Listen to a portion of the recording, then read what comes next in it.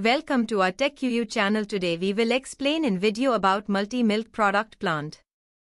The main four core section of multi-milk product plant are: first section, in milk pasteurizer, milk is heated to 80 degrees Celsius and along with it, batch homogenizer is also used.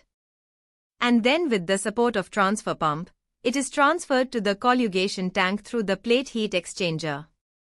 And for paneer manufacturing, culture is mixed in the colligation tank and whey is drained and paneer is transferred to the press machine.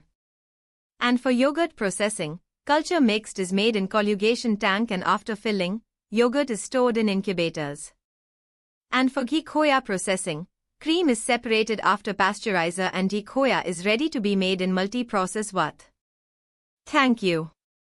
Don't forget to like, subscribe, and press the bell icon so you don't miss our future videos. We will meet you in the next video. Thanks for watching.